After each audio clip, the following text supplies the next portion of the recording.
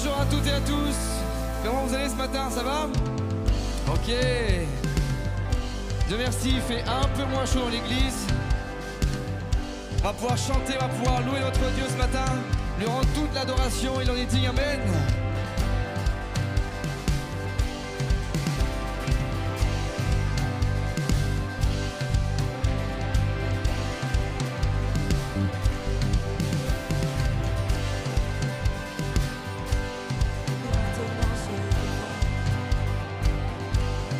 J'étais perdu,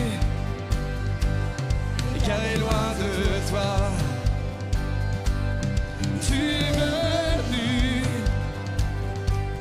offrir ta vie pour moi. Désormais mon cœur ne vivra que pour toi. On chante que tu es bon, amen. Car tu es grand, oui tu es bon. En chaque saison, à chaque instant, ton Saint-Nom est si puissant. Amen. C'est ta nature, Seigneur. Tu ne changes pas.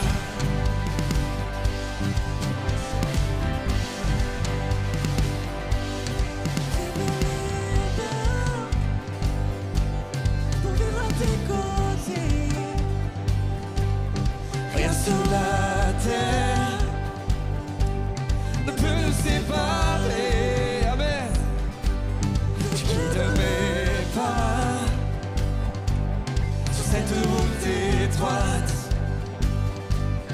Tu es fidèle, amen. Tu n'abandonnes pas, car tu es beau, car tu es beau, oui tu es grand. En chaque saison, à chaque instant. Ton Saint-Nom est si puissant, c'est ta nature, Seigneur. Tu ne changes pas, oh, tu ne changes pas, amen. Tu ne changes pas, tu ne changes pas, amen.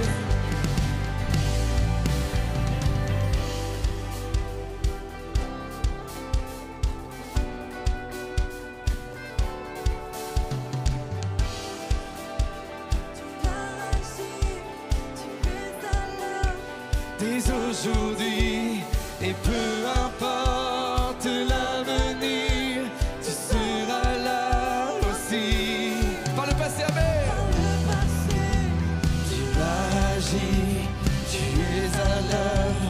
Dès aujourd'hui, peu importe l'avenir. Encore, tu seras là. Encore. Oh, tu peux passer, tu agis. Tu es à l'heure dès aujourd'hui, mais peu importe l'avenir, tu seras là aussi. Car tu es bon et tu es grand, en chaque saison, à chaque instant, ton Saint-Nom est si puissant, c'est ta nature, Seigneur. Oh, car tu es bon et tu es grand, en chaque saison, à chaque instant, ton Saint-Nom est si puissant, amen. Seigneur, tu ne changes pas, tu ne changes pas, amen. Tu ne changes pas,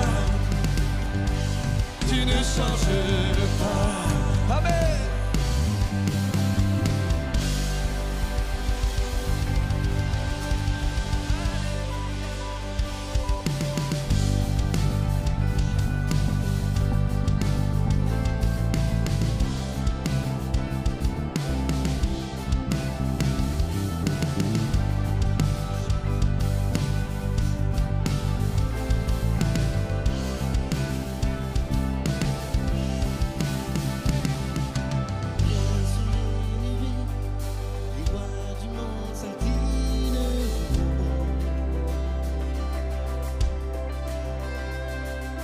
Les chaînes sont brisées quand les cœurs déclarent sa louange. Qui peut arrêter notre Dieu? Notre Dieu est le lion de Juda. Il rugit puissamment et il combat pour nous. Tout genou fléchit devant lui. Notre Dieu est l'agneau sacrifié pour les péchés du monde. Son sang fut versé. Tout genou fléchit devant le lion et l'agneau. Tout genou fléchit devant lui. Oh, alléluia, alléluia. Shekol Salé. Ouvrez grand les portes, laissez entrer le roi des rois. C'est Dieu qui vient sauver et libérer tous les captifs. Qui peut arrêter notre Dieu? Notre Dieu est le lion de Juda. Il rugit puissamment et il combat pour nous. Tout genou fléchit devant lui. Notre Dieu est l'agneau sacrifié pour les péchés du monde. Son sang fut versé. Tout genou fléchit devant le lion et l'agneau. Tout genou fléchit devant lui. Oh, alléluia, alléluia, Seigneur. Tu es le roi des rois, Seigneur. Qui peut arrêter notre Dieu? Qui peut arrêter notre Dieu? Qui peut arrêter notre Dieu? Qui peut arrêter notre Dieu? Qui peut arrêter notre Dieu? Qui peut arrêter notre Dieu? Qui peut arrêter notre Dieu?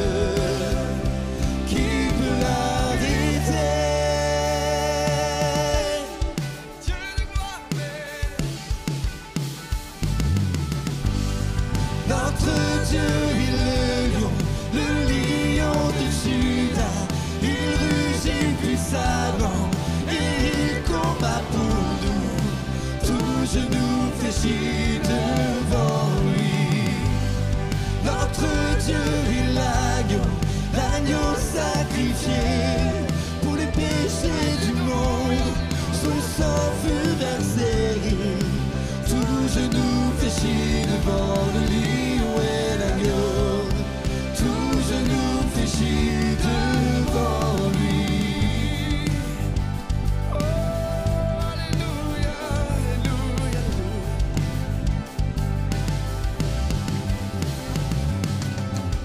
Amen, amen. Alléluia, amen. Est-ce que tu peux réaliser ce matin que ton Dieu est le seul Dieu? Si seulement on réalise ça, rien ne serait impossible. Parce que la Bible dit que rien n'est impossible à Dieu. Tant que c'est dans sa volonté, rien ne lui est impossible. Tout ce que tu peux vivre, rien ne peut empêcher Dieu d'agir. Est-ce qu'on peut reprendre ça? Notre Dieu, c'est le lion de Juda. C'est celui qui rugit quand ton ennemi vient devant toi. Quand ton adversaire vient à ta rencontre, c'est Dieu lui-même qui rugit. Et Dieu est aussi l'agneau sacrifié, celui qui a porté Jésus, qui a porté les péchés du monde. Parce que c'était pas possible pour nous. Notre Dieu est le lion de Juda. Il rugit puissamment et il combat pour nous. Tout genou fléchit devant lui. Notre Dieu est l'agneau sacrifié pour les péchés du monde. Son sang fut versé. Tout genou fléchit devant le lion et l'agneau. Tout genou fléchit devant lui. Oh, tout genou fléchit devant. Quand les chandeliers écoutent, quand descendent la corne de la pâte.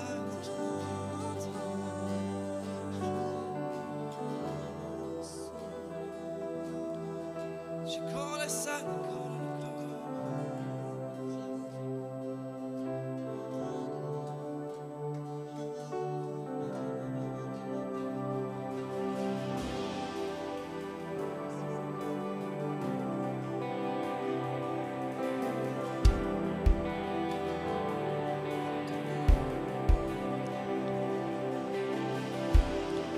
il y a un nom qui abaisse les montagnes,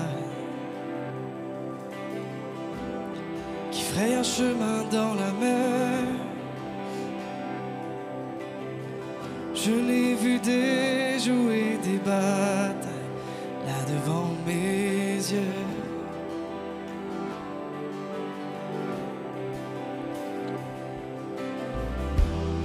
Il y a une foi qui brave le combat, qui ramène Goliath à genoux.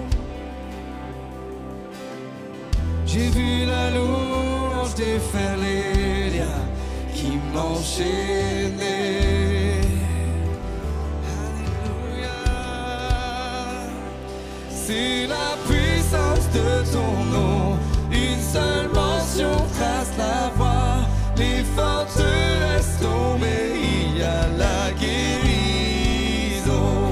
Cette même puissance vit en moi, celle qui triomphe de la mort. Rien n'est comparable, non. Alléluia. Rien n'est comparable à ton nom, Seigneur. Alléluia, alléluia.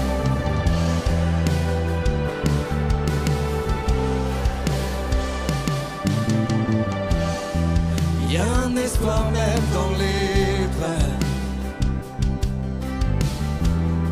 un courage qui chasse toute crainte.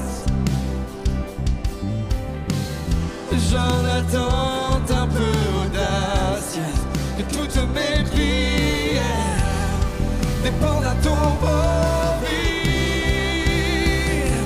C'est la puissance de ton nom, une seule mention trace la voie. Les forteresses tombent dans le nom de Jésus.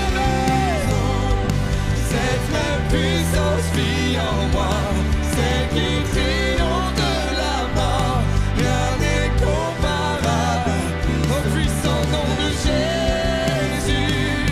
Rien n'est comparable au puissant nom de Jésus. Oh, le seul nom qui sauve, le seul nom qui délivre. Amen. Alléluia, alléluia. Sur la gloire, Seigneur, amen. Tu gagnes du territoire, amen. Tu gagnes du territoire. J'entrevois la victoire. Chante-le ce matin, amen. Empare-toi de cette promesse, amen.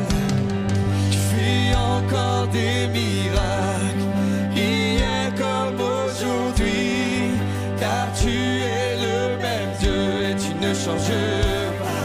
Tu déverses ton esprit, ton règne est établi. Tu réclames tout ce que l'ennemi avait pillé. Tu fais encore des miracles, hier comme aujourd'hui.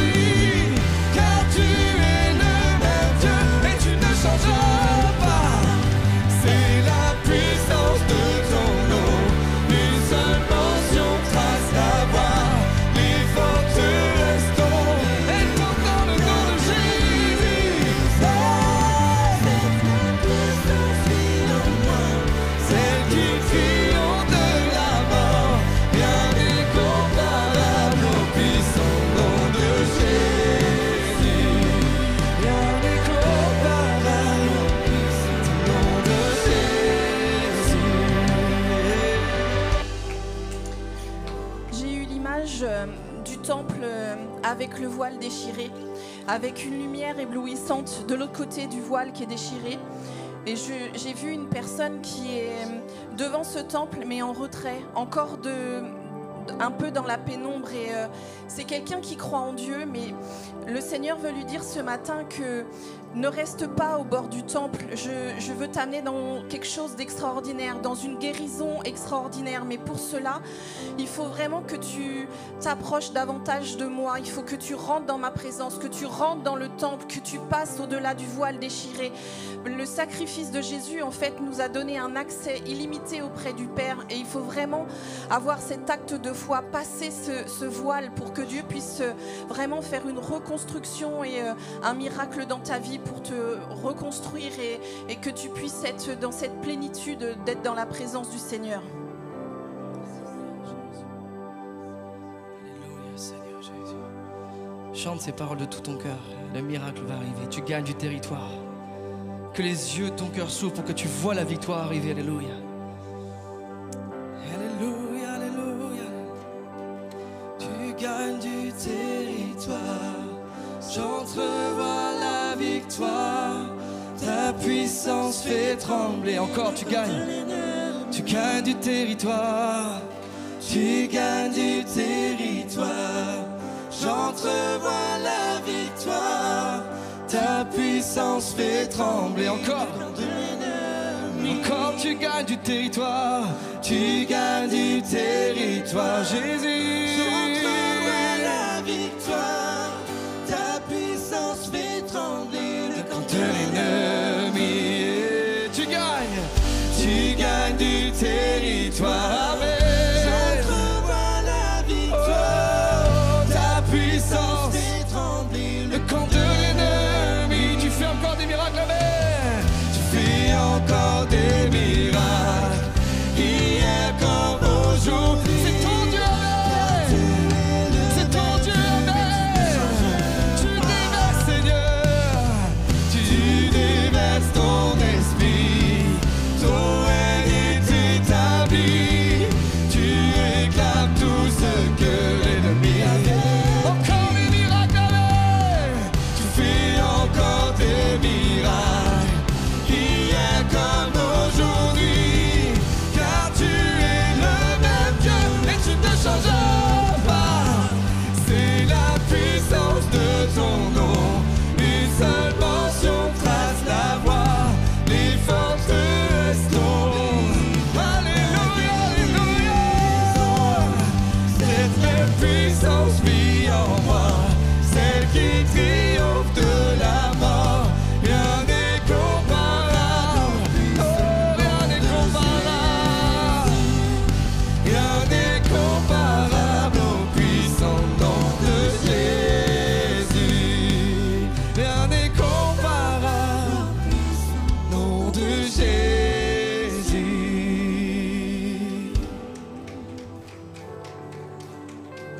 Le seul nom de Jésus, amen. Le seul nom de Jésus, amen. Le seul nom qui sauve, alléluia. Le seul nom qui restaure, alléluia. Le seul nom qui délivre, le nom de Jésus. Le seul nom qui va te sauver de tes ennemis, c'est le nom de Jésus. Parce qu'il est vivant, amen. Alléluia. Nous voulons lui rendre la gloire ce matin, à Jésus seul.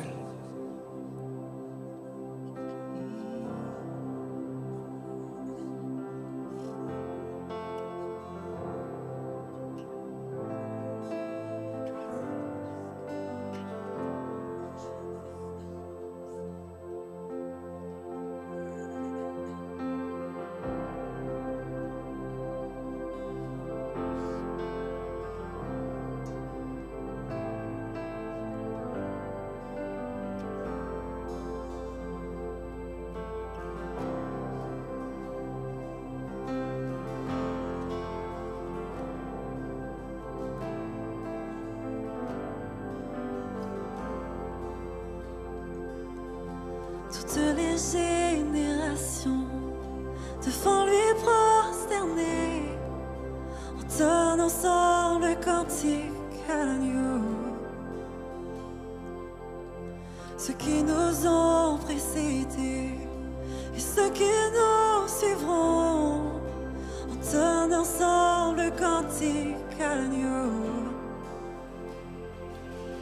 Ton nom est le plus haut, ton nom est le puissant, ton nom est au-dessus de tout. Puissance, autorité, royaume et dignité, ton nom est au-dessus de tout. Et les anges acclament, tu es saint, l'univers proclame, tu es saint, tu es glorifié, tu es saint, à jamais tu es saint.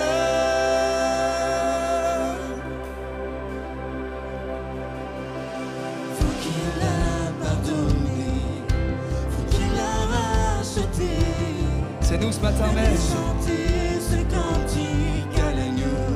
S'il t'a libéré, viens chanter ce cantique, amen.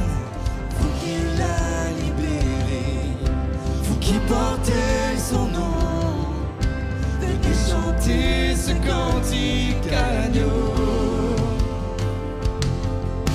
Nos voix résonnent pour l'éternité et les anges acclament. Tu es saint, l'univers proclame sa gloire. Tu es glorifié, tu es saint, à jamais tu es saint. Il est digne de gloire et ton peuple crie. Tu es saint, toi le roi des rois. Tu es saint, tu es éternité. Tu es saint, à jamais tu es saint. Oh, ton nom est le plus grand. Ton nom, attends Dieu ce matin. Commence à élever ta voix à la présence de Dieu ce matin, alléluia. Commence à adorer ton Dieu. Oh, autorité, royaume et dignité, ton nom est au-dessus. Ton nom, ton nom est le plus grand, ton nom est tout puissant, ton nom est au-dessus de tout, amen. puissance, Autorité, royaume et dignité, ton nom est au-dessus de tout. Les anges acclament, tu es saint, l'univers proclame. tu es saint, Tu es saint, à jamais tu es saint. Tout ton peuple crie. Tu es saint, toi le roi des rois. Alléluia. Tu es saint, Dieu d'éternité. Tu es saint, à jamais tu es saint. Dieu d'éternité, tu es saint, à jamais tu es saint. Alléluia, alléluia, alléluia. Que ta voix s'élève ce matin, ta propre adoration dans ce lieu s'élève. Nous chantons tu es saint, mais nous voulons crier tu es saint, Seigneur, t'adorer, te bénir. Alléluia, alléluia. Laisse-toi emporter par ce torrent d'amour ce matin, alléluia. Shalalake, sul tu es digne de gloire, Seigneur, alléluia. Tu es saint, élevé en majesté, les anges t'acclament. Les anciens, les êtres vivants proclament ta gloire, Seigneur, dans le ciel. Et nous, bientôt, nous serons réunis avec eux, nous pourrons t'adorer pour l'éternité, Jésus.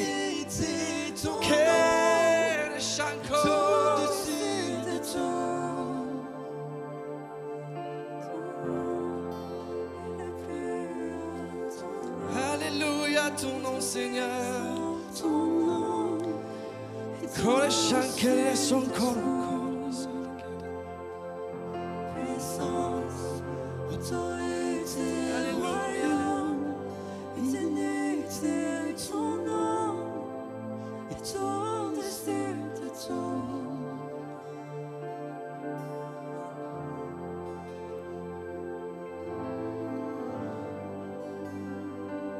Peuple de Dieu, lève ta voix ce matin avec tes propres mots, ta propre adoration. Dieu est présent dans ce lieu, alléluia. N'hésite pas ce matin, élève ta voix, que ce soit fort ou pas fort, c'est pas le problème. Élève ta voix vers ton roi ce matin. Si tu es à terre brisée, élève ta voix ce matin. Si tu es fort et en train de marcher, élève ta voix ce matin.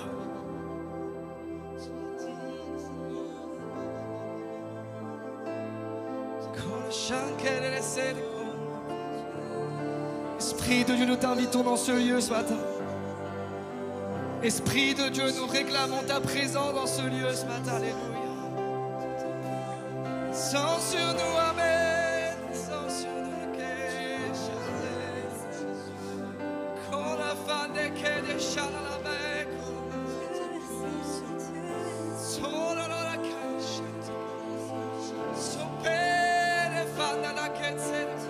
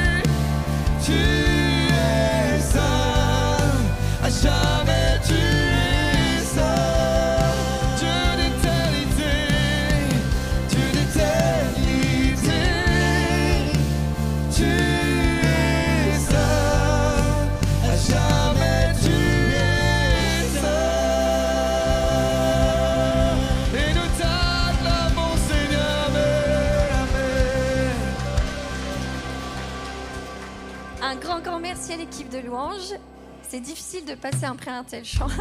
Ça avait un goût de 20-23 là ce matin et du coup, bon, il faut quand même que je fasse les annonces. Bienvenue chez vous, vous vous sentiez libre au milieu de nous comme dans la famille. Tous les dimanches, on se retrouve à 10h30 pour notre culte, suivi d'un petit after. Et puis, il y aura également l'équipe de prière qui se tiendra devant si jamais vous avez besoin. Tous les mercredis, on se retrouve à 19h pour notre réunion. Alors, en fait, j'avais cette image d'un enfant, il a des problèmes, il va voir ses parents, il les leur confie et eux, ils règlent la solution. Ben, avec Dieu, c'est la même chose. On ne s'inquiète pas, on lui abandonne nos problèmes et lui, il règle derrière. Voilà. Je ne sais pas pourquoi j'avais envie de vous dire ça ce matin. Alors là, c'est la fin de l'année. Donc, les clôtures se passent les unes après les autres. Hier, on a eu la chance d'avoir la clôture des ados, un vrai moment de bonheur. Je ne dis pas ça parce que j'ai gagné, mais bon, un petit peu quand même. Et donc, il y aura la clôture des enfants et des préados dimanche prochain. Ce sera sous forme d'une kermesse, une mini-kermesse avec pêche au canard, buvette, course en sac, enfin tout ce qui se passe dans une kermesse. Donc, vous êtes les bienvenus, les enfants. Samedi 5 juillet, on a la clôture des jeunes adultes. Situés entre 18 et 30 ans, on aura la chance d'avoir l'invité Max Jean-Louis, qui est le leader de Hillsong FR. Donc, il suffit de s'inscrire. Et puis, vous aurez une participation de 10 € qui vous sera demandée pour le petit déjeuner, le déjeuner et le dîner. Et grande surprise, on aura encore Max Jean-Louis le soir. Et là, c'est ouvert à tout le monde. Une soirée de louange à partir de 20h. Donc, vous êtes les bienvenus. Venez nombreux, on sera heureux de passer ce temps ensemble. Et une troisième slide, parce que dimanche 6 juillet, on a encore la chance d'avoir Max Jean-Louis qui sera le leader de louange pour ce matin. Et bien maintenant, on va passer au soutien. Si vous avez envie de nous soutenir, on a les bannettes à ma gauche et à ma droite sur le stage. Vous pouvez également le faire par virement bancaire. On vous remercie très chaleureusement pour les dons que vous faites parce que sans vous, tout ça n'existerait pas. On est dans la famille. J'ai oublié de vous dire, si vous avez très très chaud, dans le fond, il y a des bouteilles d'eau et des gobelets. Voilà, n'hésitez pas à y aller en toute discrétion, bien sûr. On va rester connectés toute la semaine avec Facebook, Insta, TikTok, YouTube et le site de l'église. Je vais laisser la place à Manu pour la suite d'Esther et la victoire.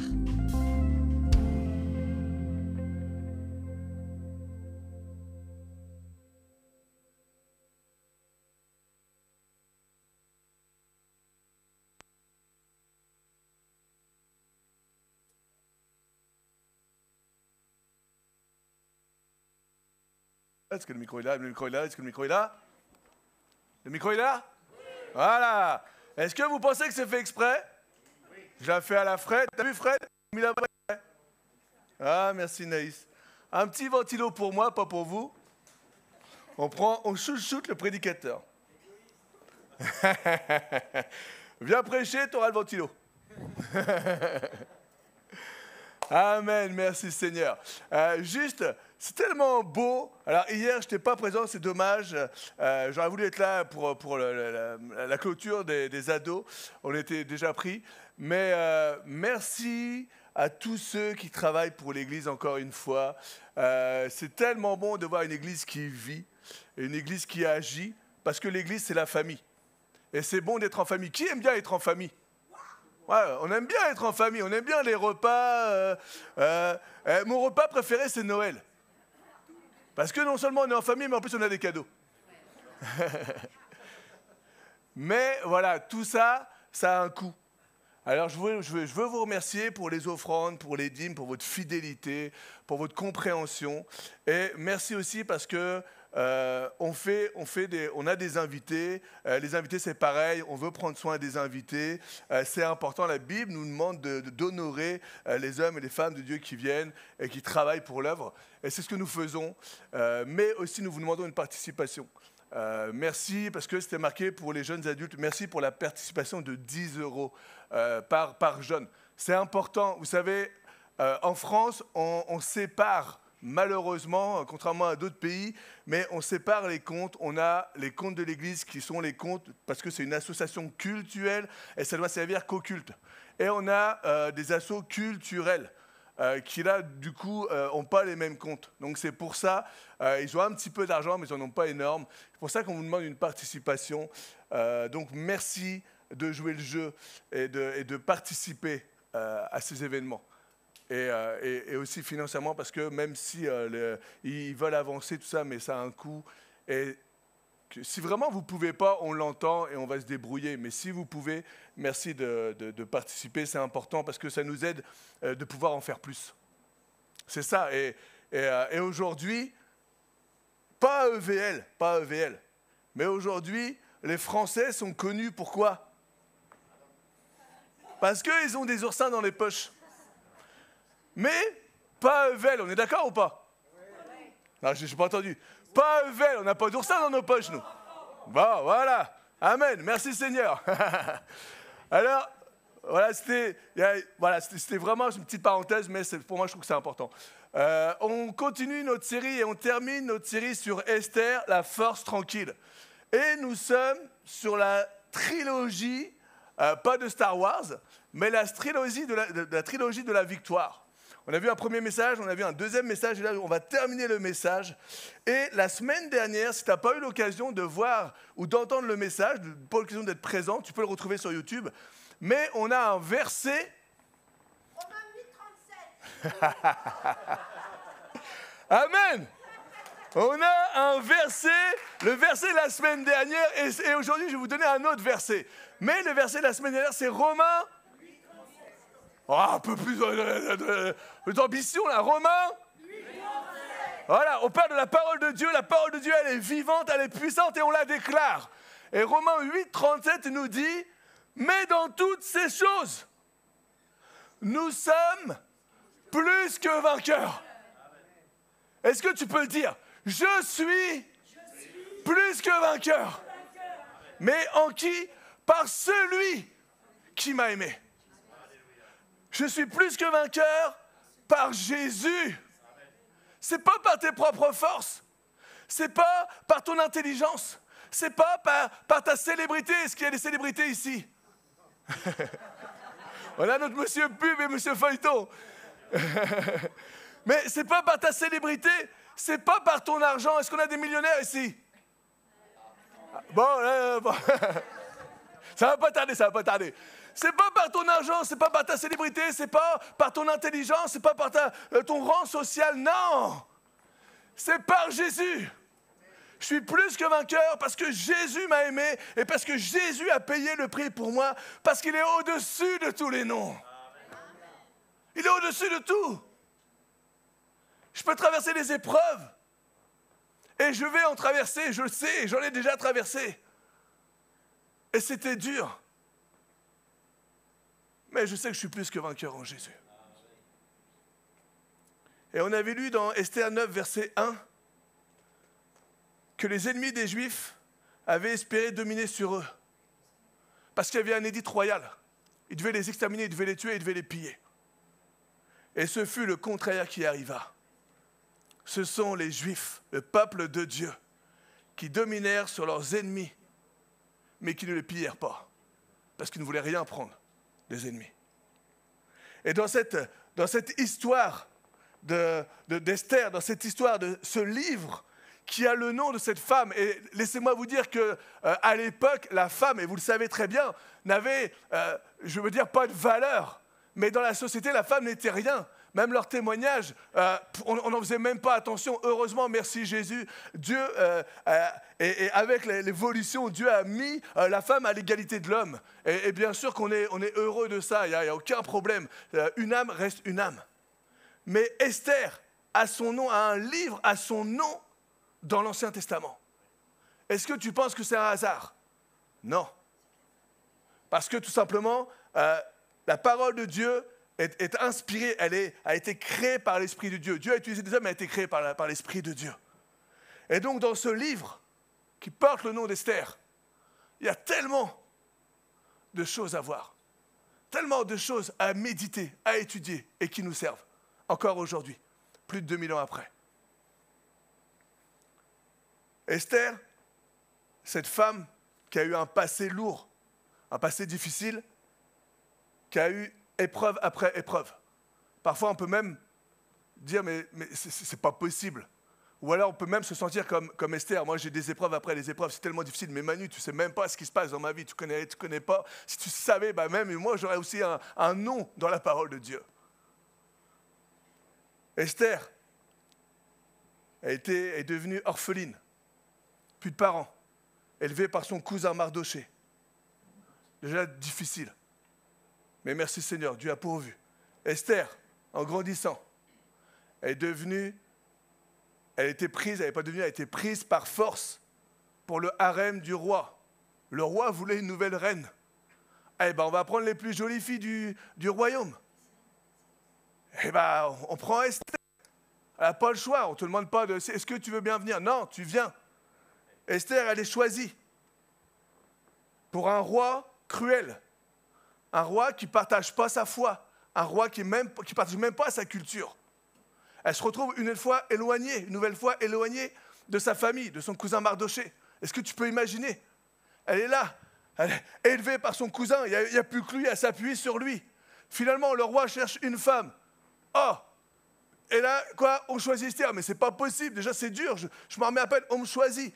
Et là, Esther, elle est choisie, elle sait que le roi n'est pas l'une des personnes les plus gentilles.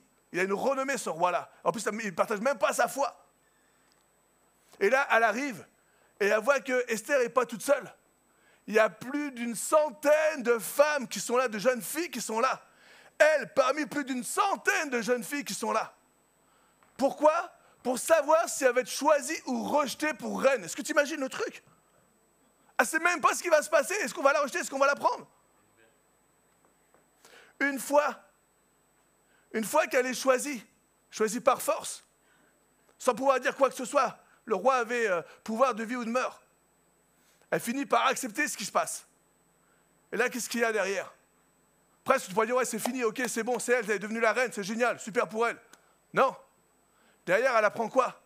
Elle apprend qu'on veut exterminer le peuple juif. Et elle est juive. Et c'est pas fini, mais c'est dingue. Qu'est-ce qui se passe? On peut pas me lâcher. Là, je suis reine, on peut pas me laisser tranquille. Non, on prévoit comme un génocide, là, on va exterminer le peuple juif. Et on va savoir à un moment ou à un autre qu'elle est juive.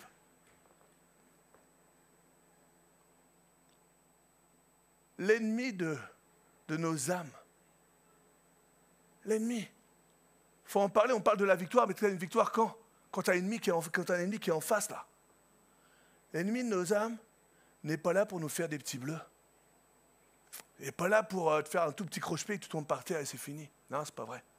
Jean 10 nous dit, l'ennemi est venu pour voler, égorger et détruire. Il est venu pour dérober la présence de Dieu, mais ça ne lui suffit pas. Il veut t'égorger, il veut te tuer, mais ça ne lui suffit pas. Il veut détruire tout ce qui t'appartenait. L'ennemi n'a pas voulu simplement tuer Mardoché. Non, il veut aller plus loin, il veut exterminer tout le peuple. Et on va voir combien Satan n'est pas simplement là il n'a pas simplement voulu tuer Jésus, mais il veut tuer tous les enfants de Dieu. Et ce livre d'Esther, quand je regarde, quand je relis, et je me dis, mais waouh, tout ce qu'elle a subi, cette jeune fille. Et pourtant, dans ce livre, il y a quelque chose qui m'interpelle. J'ai regardé et je n'ai pas lu une seule fois Esther la rebelle. Je n'ai pas lu une seule fois Esther qui s'est rebellée contre Dieu. Je n'ai pas lu une seule fois Esther qui a pris la fuite. Esther s'est échappée. Je n'ai pas lu une seule fois Esther la vengeresse. Esther a voulu se venger. Esther la killeuse. Ou alors Esther a voulu se suicider, a voulu se jeter. Je n'ai pas lu une seule fois. Esther, la force tranquille. Elle s'appuyait sur son Dieu. Et c'est ce que Dieu nous demande aujourd'hui.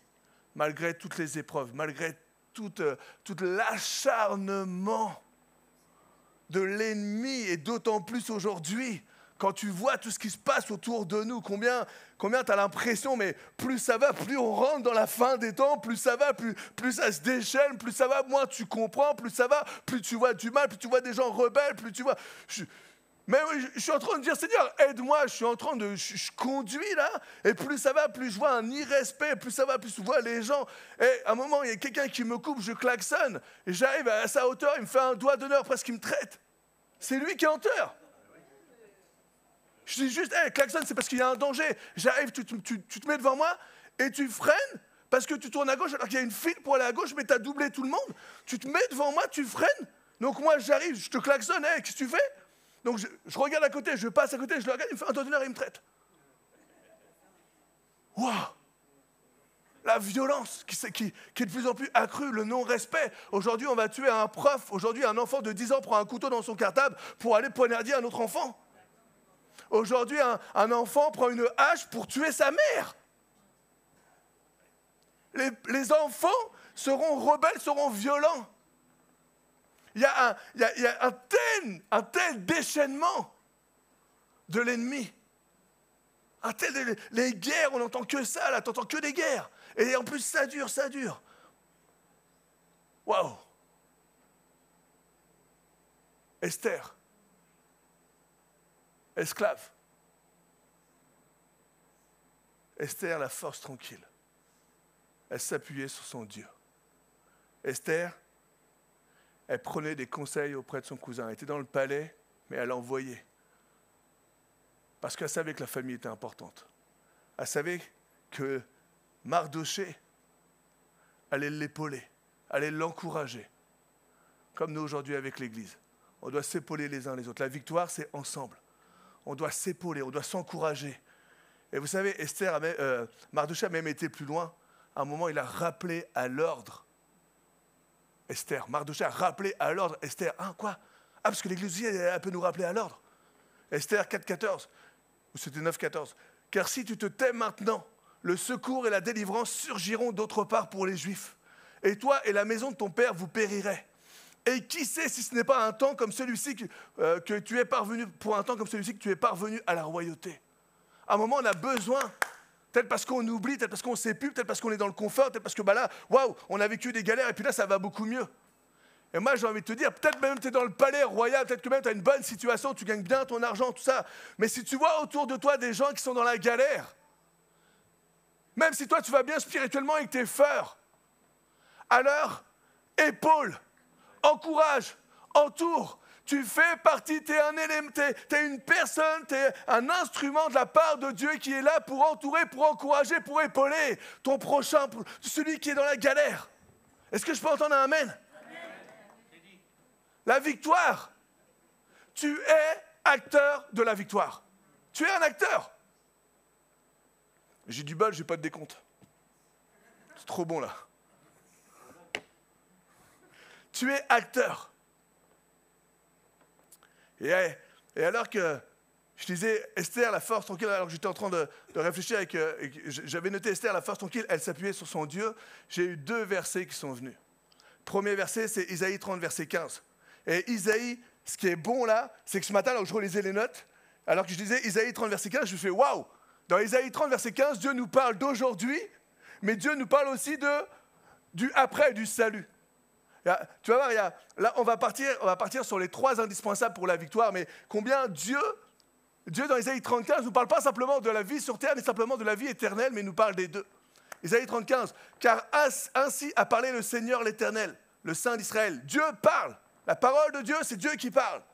Et il nous dit, c'est dans la tranquillité et le repos que sera votre salut.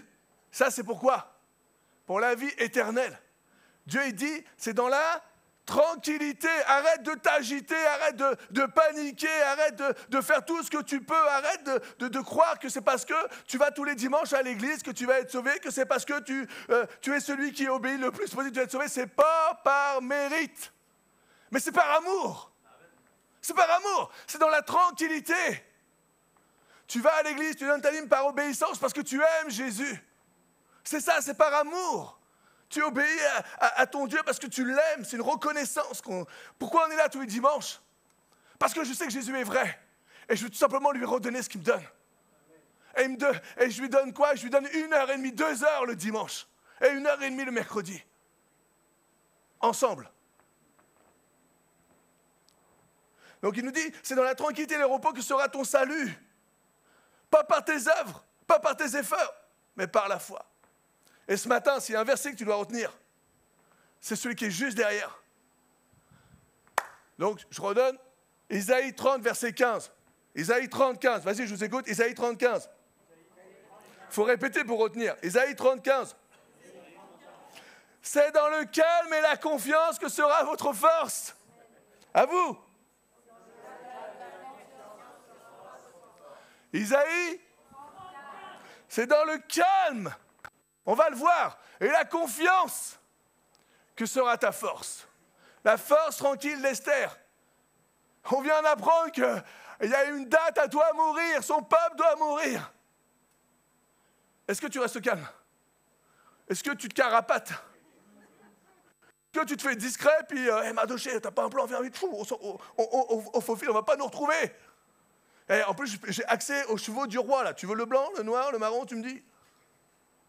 Et on file. Et avec un peu plus, je peux prendre un petit peu des pièces d'or, un peu d'argent pour partir. Non. Non, Isaïe 30, 15, c'est dans le calme et la confiance que sera votre force. Ça, c'est le premier verset. Et là, on voit deux indispensables. Calme et confiance. Et alors, tu auras la force. Zacharie 4, 6. Ce n'est ni par la puissance, ni par la force, mais c'est par mon esprit, dit l'Éternel des armées. Je ne l'avais pas donné celui-là? Zacharie 4, verset 6? Oui, je l'avais donné. Ce n'est ni par la puissance, ni par la force, pas par ta force à toi, ni par ta... Tu peux être puissant, tu peux être le roi, là, tu peux être le président, là. Ce n'est pas le problème, tu ne vas pas impressionner Jésus, là. Mais il dit, c'est par mon esprit, voilà le troisième indispensable, l'Esprit de Dieu. Le Saint-Esprit, c'est lui ta force. C'est dans le calme et la confiance que sera votre force, que sera l'Esprit de Dieu, que l'Esprit de Dieu va agir. Quand tu vas être calme et quand tu vas avoir cette confiance en ton Dieu. Voilà tes indispensables pour la victoire.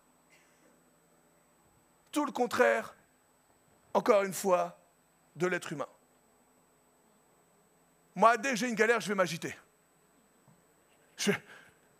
Est-ce que je suis le seul, là, dès que j'ai un problème, je m'agite, là? Je crois que dès... Alors oui, c'est sûr que si j'ai un problème, j'ai perdu 10 €, même si c'est pas mal, mais je ne vais pas trop m'agiter, ça va. D'accord? Mais si maintenant, j'ai perdu l'argent pour le loyer que j'avais dans ma poche, et que là, j'ai plus l'argent pour payer le loyer, là, et ben, je vais commencer à m'agiter, je vais regarder partout, là. Je vais essayer d'appeler ceux avec qui j'étais. Est-ce que j'ai pas trouvé ça? Est-ce que tu n'as pas trouvé ça? Là. C'est dans le calme et la confiance. À travers tout ce qui se passe dans le monde, à travers tout ce qui t'entoure, à travers la méchanceté, à travers tout ce qui est horrible. Dieu te dit quoi? Reste calme et aie confiance en moi. Et alors, mon Saint-Esprit agira. Ta force, c'est mon esprit. Isaïe 30, 15, c'est dans le calme et la confiance que sera votre force. La personne essentielle à ta vie, le Saint-Esprit, sa présence, son action, c'est l'Esprit de Dieu qui nous transforme de jour en jour. C'est l'Esprit de Dieu qui met la paix dans nos cœurs. C'est l'Esprit de Dieu qui nous donne de voir comme Dieu voit. C'est l'Esprit de Dieu. Si tu n'appelles pas, si tu n'invites pas le Saint-Esprit, si tu n'as pas cette intimité, cette relation avec Dieu, alors tu vas pas réussir à voir et tu vas t'agiter, tu vas paniquer, tu ne vas pas comprendre. C'est l'Esprit de Dieu qui va te donner le calme et la confiance. Et ce matin, je prie au nom de Jésus, afin que l'Esprit de Dieu puisse venir dans chacun des cœurs, de vous là, mais de ceux aussi qui nous regardent. Je prie que l'Esprit de Dieu vienne dans ton cœur, qui te donne le calme et la confiance, que tu puisses saisir ce que Dieu veut te dire, tu puisses saisir que s'il y a quelque chose sur quoi tu dois t'appuyer, c'est la parole de Dieu. Et s'il y a quelqu'un en qui tu dois avoir confiance, c'est en Jésus et en la parole de Dieu. Dieu n'est pas un homme pour mentir. On l'avait vu dans la première trilogie de la victoire. c'est dans le calme et la confiance. C'est quel verset ça, je ne me rappelle plus. Isaïe, c'est dans le calme et la confiance que... Ouais, église, je vais là, c'est timide, hein. On recommence. Isaïe, c'est dans le... Que sera votre... Ok, semaine prochaine, je vais faire des textes à trous. C'est dans le calme. Le calme, tu sais, après, du coup, tu étudies un petit peu plus la parole de Dieu. J'étais un peu plus loin. Dans le calme, ça vient de shakwat. Shakat, je ne sais pas comment on dit. Ça veut dire quoi? Ça veut dire être en paix. C'est dans la paix. C'est quand Dieu te donne sa paix. C'est être tranquille. Malgré la situation, être tranquille, malgré l'épreuve, être tranquille, malgré le tsunami qui est au-dessus de ta tête et tu vois qu'il est là, tu vois qu'il va s'écrouler sur toi. Et pourtant, Seigneur, donne-moi cette paix. Moi aussi, je veux être calme. Moi aussi, j'ai besoin de toi. J'ai besoin de cette paix. Jésus, lève-toi. Lève-toi dans ma barque. Et dis tout simplement, fais silence et tais-toi à la tempête. Et donne-moi ta paix. C'est dans le calme. Comment je peux avoir la paix? Tout simplement parce que je sais que mon Seigneur et mon Sauveur est avec moi. Autant dans la fournaise. Est-ce qu'on peut s'imaginer d'une fournaise? On veut te mettre dans la fournaise parce que tu as obéi à la parole de Dieu. On veut te mettre dans la fosse aux lions. Là, tu vois les lions là et on te jette dedans. Ils sont affamés les lions. Ils ne sont pas nourris, ce n'est pas des petits chats. Hein. Ils veulent te croquer. Ils veulent te manger. Et là, on t'attrape. Et en plus, sur certains, ils ont plus à manger que d'autres. Alors tu le vois là avec sa langue. Il te regarde. Non, Mickey, je te regarde pas. T'as maigri, t'as maigri. Il te regarde. Et là, il se dit, miam, miam. Et là, il nous attrape. Et on nous met dans la fosse aux lions. Bam. Ah, Seigneur, c'est dans la paix. Est-ce que je ne vais pas courir dans la fosse là? Mais l'Esprit de Dieu est avec toi dans la fosse aux lions. Et là, les lions, alors, ça se dit, hein, mais ont fermé leur gueule. J'ai du mal à le dire, mais ça se dit. Non, mais c'est une dinguerie. Ils sont affamés. On te met, parce que c'est vrai, on lit les histoires, mais moi j'aime bien les vivre là. Enfin, j'aime bien les vivre entre guillemets. Voilà. Seigneur, c'est pas une prière. Hein. Je veux pas aller dans un zoo et puis tomber dans la fosse aux lions. Mais t'imagines un peu le truc là quand même. Et c'est pas les lionceaux. Hein. Mais c'est dans le calme, c'est le calme et la confiance, c'est malgré la situation, je reste en paix. Je sais que je vais aller dans la fournaise, mais j'ai confiance, je sais. En fait, ça va ensemble, c'est dans le calme et la confiance. C'est dans la paix. Je sais que je vais y aller, mais je sais aussi que mon Sauveur va être avec moi. La confiance vient de bétar, qui veut dire l'assurance, la sûreté. C'est dans le calme, c'est dans la paix. Pourquoi? Parce que j'ai l'assurance. Je suis sûr que mon Dieu est à mes côtés. Malgré la tempête, malgré ce tsunami, malgré cette vague qui va me tomber, malgré l'épée de Damoclès qui est là au-dessus de ma tête, malgré le diagnostic du médecin, malgré l'injustice, malgré ce qui pèse sur ma vie, malgré peut-être, je veux dire, la destruction qui est autour de moi, la noirceur qui est autour de moi, je sais que mon Dieu est là. Et ma force, c'est dans ce calme, c'est dans cette paix. Et c'est dans cette assurance, cette sûreté, que Dieu est avec chacun d'entre nous. Et dans Isaïe 30, verset 15, je ne l'ai pas lu, mais je vais vous le lire. Donc, car ainsi a parlé le Seigneur l'Éternel, le Saint d'Israël, c'est dans la tranquillité et le repos que sera votre salut, votre éternité. Pas par nos œuvres, on le sait. C'est dans le calme et la confiance que sera votre force. Ok, la paix, l'assurance. Mais juste derrière, c'est marqué « Mais vous ne l'avez pas voulu ». Et là, tu dis « Oh non, moi je l'ai voulu, oh, Manu, non, c'est pas pour moi qu'il parle là ». Combien de fois dans certaines situations, tu as commencé directement par t'agiter? Combien de fois dans certaines situations, tu as voulu prendre aussitôt les rênes? aussitôt, dès qu'on t'a annoncé la tempête, dès qu'on a annoncé l'épreuve, dès qu'il y a eu la mauvaise nouvelle, dès qu'il y a eu quelque chose, bam, t'as voulu riposter, bam, t'as voulu répondre, bam, t'as voulu te venger, bam, t'as voulu... Et moi, presque, le mec en voiture, là, j'aurais fait un frein à main et je serais descendu là. Il a de la chance, on m'a klaxonné derrière. Presque, on a été aussitôt rebelles.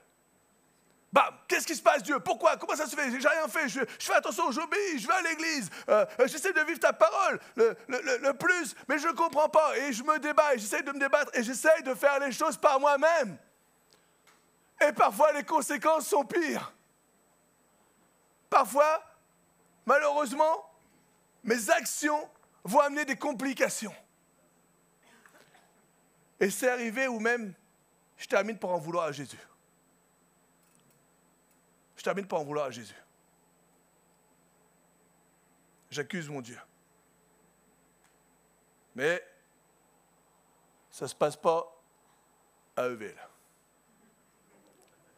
À Heuvel, on est des exemples. Comme Esther. Après, je ris, mais moi là-dessus, je suis le premier concerné là. Mais vous ne l'avez pas voulu, c'est vrai, dans certaines circonstances. Peut-être qu'aussitôt, j'ai pas eu ce calme, j'ai pas eu cette paix, j'ai pas eu cette tranquillité, aussitôt, la nouvelle elle m'est tombée dessus là, et j'ai voulu répondre. Mais en avançant, en grandissant, en étant de plus en plus proche avec notre Dieu, qui lui est patient. Parce que ce qui est bon, c'est que quand tu fais des erreurs, tu reviens à Dieu. Oui, il y a eu des conséquences, ok, mais je reviens à Dieu, je te demande pardon, mon Père, je te demande pardon, papa. Et vous savez, l'Éternel a une patience surhumaine. Et on peut le bénir pour ça.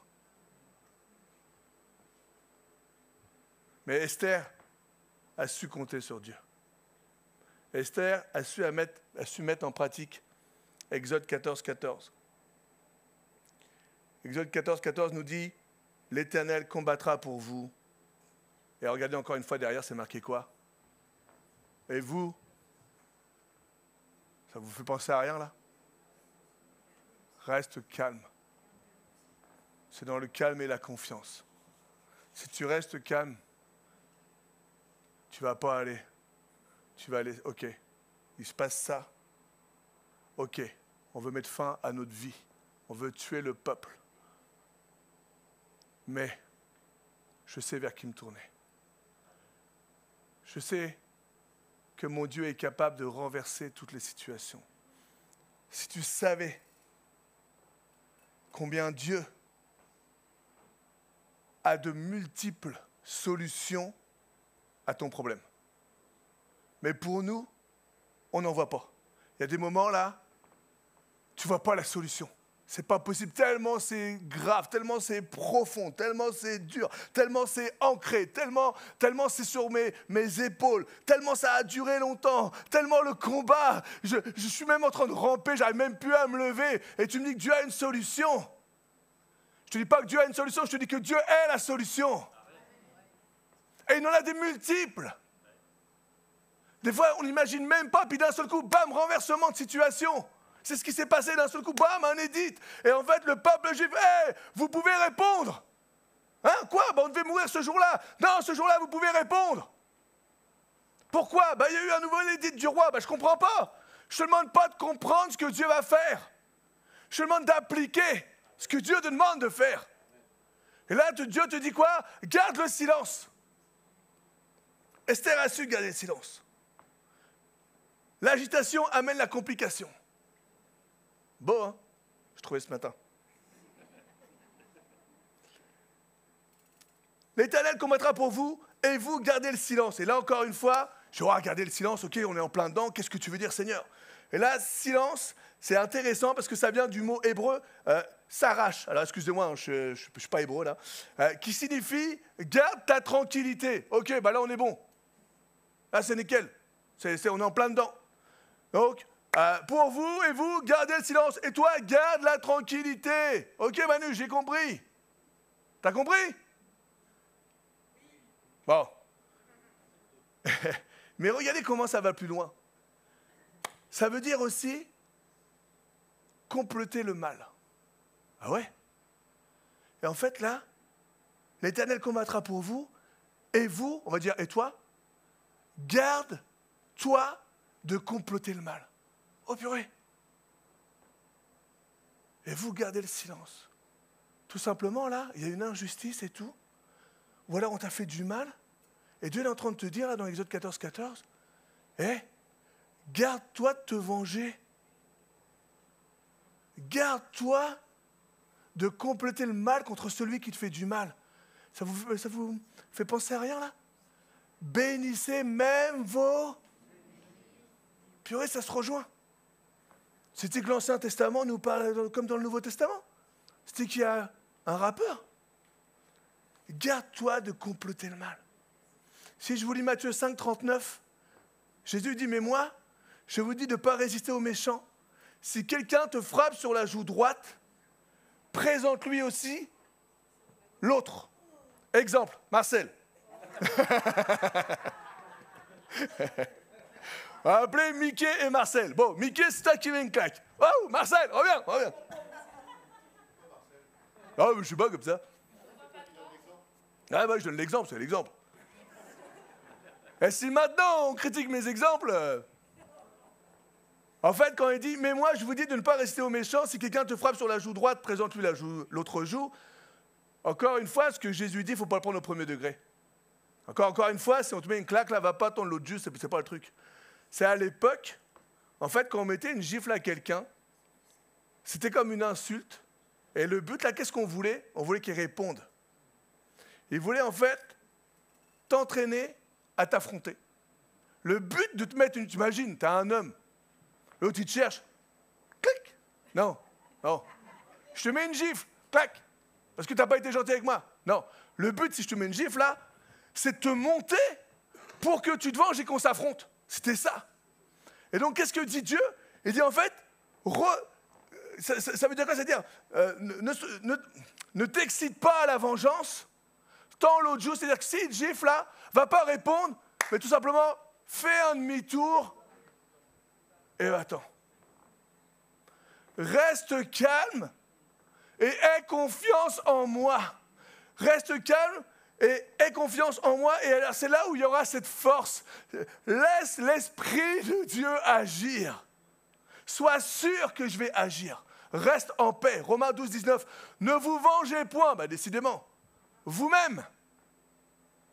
Ah, c'est-à-dire que je peux envoyer quelqu'un? Il dit non. Mais laissez agir la colère, car il est écrit, à moi, la vengeance et la rétribution. Dieu n'oublie pas, Dieu sait, Dieu connaît. Laisse-moi gérer, laisse-moi faire. C'est ce que Esther a fait. Parce qu'elle savait que son Dieu était au contrôle. On l'a menacé, on menaçait son peuple. Allez, tu vois, Mardoché, faut prier. Voilà ce que tu dois faire. On va jeûner, on va prier, on va garder le silence, on va garder notre paix. On ne va pas se venger.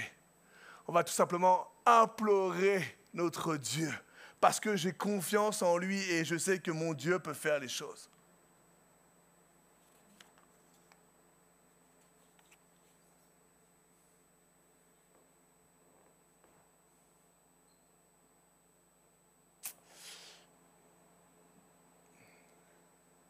Tout comme Esther, ce matin, simplement, je t'invite à avoir confiance en Dieu. Et là, tu me dis, ok, d'accord, ok, je veux bien avoir confiance en Dieu, mais pourquoi? Je te dis pourquoi, tout simplement. Parce que la victoire a déjà été remportée il y a 2000 ans. Tu combats, mais la victoire a déjà été remportée. Le dynamisme de Dieu, la force, le Saint-Esprit est présent parmi nous. La puissance de Dieu est là ce matin, elle est avec toi. Le plan de Dieu est en action. Et tu es dans le plan de Dieu. Quel que soit ton combat, ton épreuve, tes difficultés, quelle que soit ta vallée, ce matin, j'ai juste envie de te dire, reste calme, garde la paix. Ne t'excite pas, aie confiance en celui qui a déjà remporté la victoire. Dieu est omniscient, omnipotent, omniprésent. à chaque minute, à chaque heure, à chaque seconde, à chaque jour, chaque mois, chaque année. Dieu sait ce qui se passe. On n'a pas un Dieu aveugle. Ce n'est pas les 3 singes là. Dieu, ce n'est pas les 3 singes. Dieu est concerné. Mais il te demande, encore une fois, c'est tout l'envers de l'être humain. Le royaume de Dieu est l'envers du royaume terrestre. Là où tu dois te défendre, Dieu dit, ne te défends pas. Laisse-moi faire. Je vais juste terminer. Si la louange veut bien venir. Je vais juste terminer pour un plan. Parce que dans Esther, vous savez, la parole de Dieu, elle est énorme, belle, puissante. Et c'est là où on voit qu'elle est inspirée du Saint-Esprit. Parce que dans la parole de Dieu, on voit le plan de Dieu pour l'humanité. Au-delà de la victoire pour tous les jours, où on doit rester calme, on doit garder le silence, on doit avoir confiance, on doit s'appuyer sur Jésus. Mais au-delà de tout ça, Dieu nous parle, donc ça c'est la victoire, c'est les indispensables, mais Dieu nous parle du plan, de l'humanité, du plan céleste pour notre vie. Dans Esther, il y a un plan que Dieu a déjà révélé. Si tu arrives à voir ce que Dieu a révélé dans Esther, c'est pas simplement ouais, j'ai compris ce qui s'est passé pour leur peuple et c'est génial et tant mieux pour eux, ils s'en sont sortis vainqueurs. Non, Dieu est en train de dire, dans Esther, tu vois toute l'œuvre qui va être en Jésus. Dans Esther, là, tu vois, il y a le Père, il y a le Fils, il y a le Saint-Esprit et il y a Satan. Hein, quoi? Qu'est-ce que tu me dis? Oui, c'est incroyable, mais il y a une puissance. L'Ancien Testament, elle te révèle ce qui va se passer. Ça te révèle, et c'est ce qui se passe aujourd'hui. Il y a un plan dans Esther qui nous révèle ce qui allait se passer. Le peuple juif, c'est le peuple chrétien, c'est toi, c'est moi, on est d'accord. Et nous, on était destinés à quoi? On était destinés à mourir. Ok? Et on était destinés à mourir, c'est bien, mais le salaire du péché, c'est la mort. Et la mort, c'était quoi? C'était l'enfer. On n'avait pas le choix. Alors, on était pécheurs. Dieu, c'est parfait, c'est la sainteté. Dieu n'aurait pas pu nous accepter. Eux, ils avaient un édit du roi, ils étaient morts, c'était fini, c'était conclu, c'était comme ça. Et ils n'avaient même pas le droit de se défendre. C'était pareil pour nous. Mais Dieu va plus loin. Il y a Jésus, il y a l'Esprit de Dieu. Et alors que je regardais, je trouvais ça tellement fort quand tu analyses juste Esther. Je crois que je l'ai mis un tout petit peu plus loin. Bah, on va commencer par Aman. Tu analyses Aman. Aman, c'est l'ennemi de nos âmes. D'accord? Il veut la destruction. Il ne voulait pas simplement Mardoché. Satan, il ne voulait pas simplement Jésus-Christ. Comme je disais tout à l'heure, il veut nous détruire tous, sans problème. Ce n'est pas des petits bleus, ça ne l'intéresse pas. Ce qu'il veut, c'est détruire, c'est anéantir. Aman était à la droite du Père. Je ne vais pas vous lire, mais j'avais Ézéchiel 28, 12 à 19. Je vous invite à le lire. Mais Lucifer était à la droite du Père. Lucifer était cet ange ou cet archange qui était là et qui servait Jésus, qui servait Dieu, ça passait par lui. C'était la louange, c'était lui la louange. Et la parole de Dieu, elle nous dit, tu étais un chérubin protecteur, aux ailes déployées. Je t'avais placé et tu étais sur la sainte montagne de Dieu. Voilà la place de Lucifer, comme Aman était à la droite du roi, ça passait par Aman. Le roi faisait confiance en Aman. Il a dit, ouais, prends mon seau, ok, vas-y. Pour lui, il ne pensait pas ce qui allait se passer, il ne savait pas. Et là, c'était pareil. Lucifer, il était là. Tu as été intègre dans tes voies depuis le jour où tu fus créé. Jusqu'à celui où l'iniquité a été trouvée chez toi. Par la grandeur de ton commerce, tu as été rempli de violence, tu as péché. Je te précipite de la montagne de Dieu et je te fais disparaître, chérubin protecteur du milieu des pierres étincelantes. Tu étais en Éden, le jardin de Dieu, il était là. Lucifer était avec Dieu. Tu étais couvert de toute espèce de pierres précieuses. Ton cœur s'est élevé à cause de ta beauté. Tu as corrompu ta sagesse par ton éclat. L'orgueil de Lucifer, l'orgueil de Haman. Mardoché s'est pas plié genoux devant lui. L'orgueil du diable. Jésus, si tu t'agenouilles devant moi, je te donne tout. L'orgueil, un piège que le diable peut mettre dans les cœurs. Prends garde, toi qui tiens debout. L'humilité précède la gloire. Mais l'orgueil amène à la chute.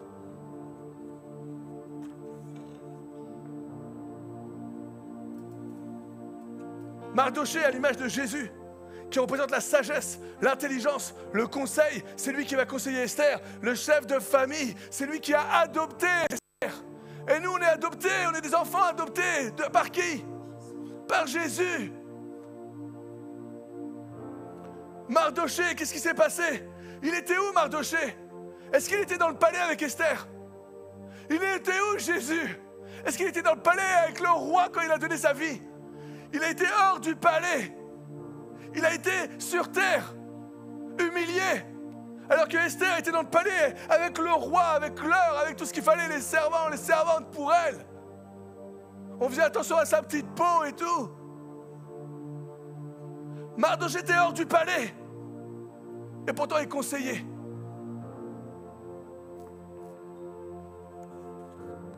Mardoché a risqué sa vie, pourquoi? Par obéissance. Jésus a donné sa vie, pourquoi? Par obéissance.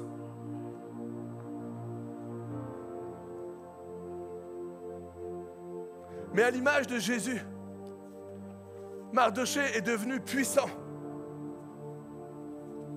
et établi au palais. J'avais noté un verset dans Esther. Et Mardoché, regardez, c'est l'image de Jésus. Esther 9, verset... je l'ai mis ce matin, je crois que c'est 9, verset 3 ou pas loin. Et tous les chefs des provinces, les satrapes, les gouverneurs, les fonctionnaires du roi soutinrent les Juifs à cause de l'effroi que leur inspirait Mardoché. Mardoché était devenu puissant. Les ennemis avaient peur de Mardoché. Car Mardoché était puissant, où ça? Dans la maison du roi. Ça vous fait pas penser à quelqu'un là qui est puissant aujourd'hui? Qui est au-dessus de tous les noms?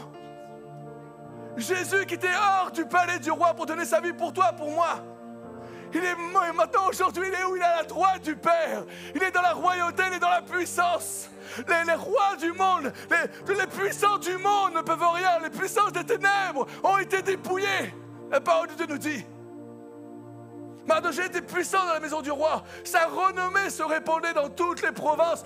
Tout le monde aura entendu parler du nom de Jésus.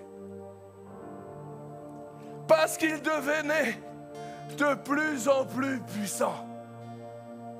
Pourquoi est-ce que l'ennemi attaque de plus en plus, à votre avis? Parce que le nom de Jésus est répandu de plus en plus. Parce que la main de Jésus est en action de plus en plus. Des fois, on va à notre propre échelle. Mais c'est tellement fort.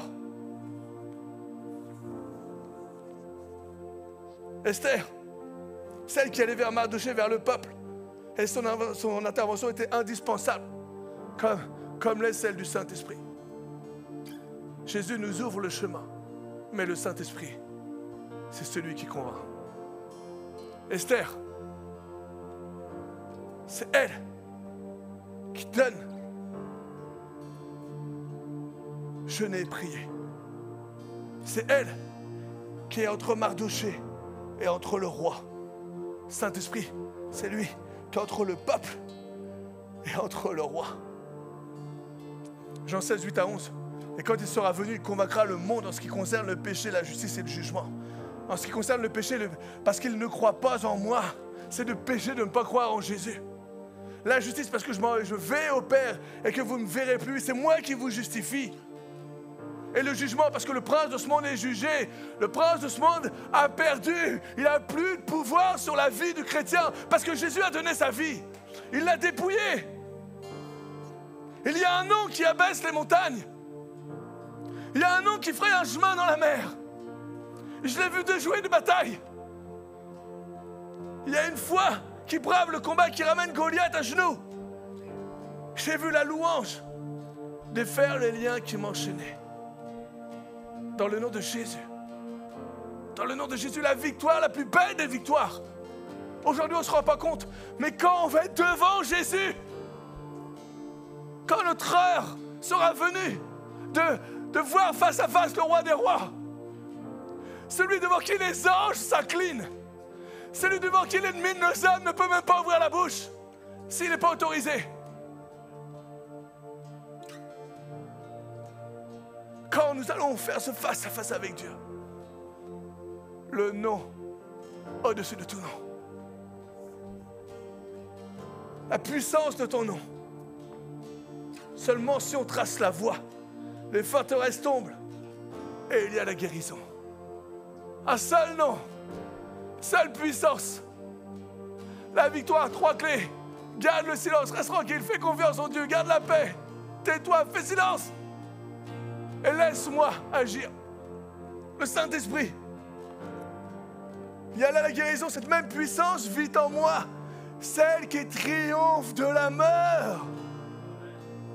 Jésus n'est pas mort, mais il est ressuscité. Le diable n'a pas réussi à tuer Jésus. Jésus s'est donné. Il y avait un plan pour toi. Il y avait un plan pour moi, la victoire, au-delà de la victoire charnelle. Je vous le disais tout à l'heure, il y a la dimension spirituelle, la dimension éternelle et la dimension sur la terre de la victoire. Rien n'est comparable au puissant nom de Jésus. Rien n'est comparable au puissant nom de Jésus.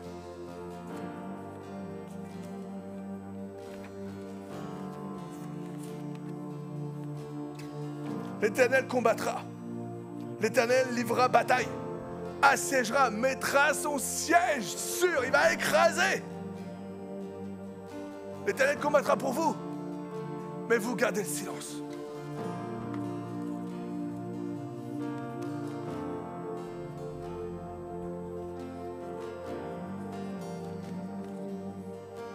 Oh Saint-Esprit, on a tellement besoin de ta grâce, tellement besoin de toi. Le bonheur et la grâce, Seigneur. Ce matin, Papa, on veut s'incliner, on veut baisser nos têtes devant le roi des rois. On veut élever le seul nom qui est digne d'être élevé. Celui qui nous donne la vie et la victoire. Pas simplement une victoire pour la vie éternelle, mais une victoire dans nos combats de tous les jours. Et pour ça, tu nous dis, ne vous vengez pas, gardez le silence.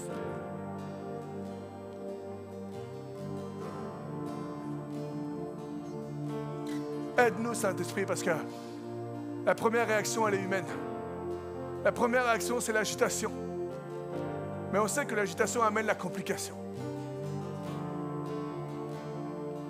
C'est pour ça qu'on a besoin de toi, Saint-Esprit. Ce matin, tu connais les épreuves.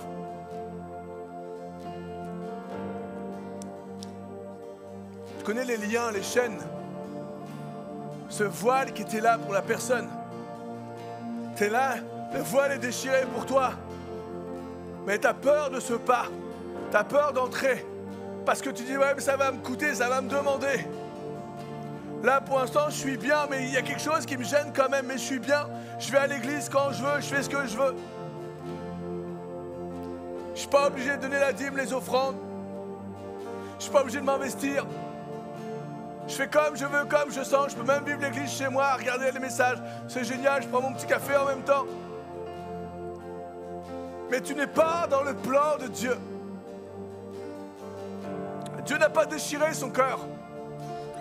Dieu n'a pas donné sa vie, n'a pas fait couler son sang pour que tu restes chez toi. Pour faire ce que tu veux de ta vie. Si tu le reconnais comme fils de Dieu, comme Seigneur et Sauveur, alors Dieu te demande plus. Il faut dire les choses.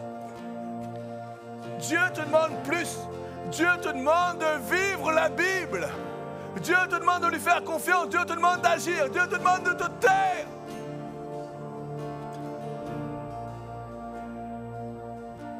Et d'avoir confiance en lui.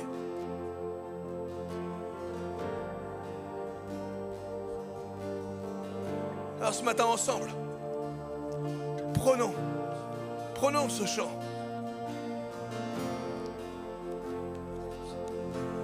Il y a un nom qui abaisse les montagnes, qui fraye un chemin dans la mer pour que tu puisses la traverser. La mer, c'est le chaos dans la parole de Dieu. Toujours la mer représente le chaos. Pour que tu puisses, il fraye un chemin pour que tu puisses traverser ce chaos. Pas que tu le détournes. Oui, tu vas le vivre ce chaos, mais tu vas le traverser. Et là, on écoutait un message et il disait que Dieu transforme la mer rouge en tapis rouge. Dieu veut transformer ton chaos en victoire. Et là où l'ennemi a voulu t'écraser, Dieu va t'élever. Dieu va te justifier, Dieu va agir, Dieu va bénir. Mais pour ça, prie dans le lieu secret. Vis la parole de Dieu. Invite l'Esprit de Dieu. Et ne va pas te venger toi-même. Garde-toi de te venger. Il y a une foi qui brave le combat, qui ramène Goliath à genoux. L'ennemi, même s'il fait 3 mètres, ne peut pas résister face à un chrétien en action, face à un chrétien qui a l'autorité de Jésus en lui, face à un disciple de Dieu. La parole de Dieu nous dit que les disciples, ce sont ceux qui mettent en pratique la parole de Dieu.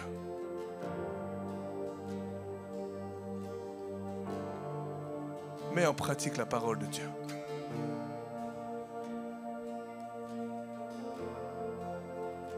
Et alors, tu vas voir la puissance de son nom. Et alors, tu vas voir la puissance du nom de Jésus te justifier, te libérer, te guérir, t'aimer. Alléluia. J'entrevois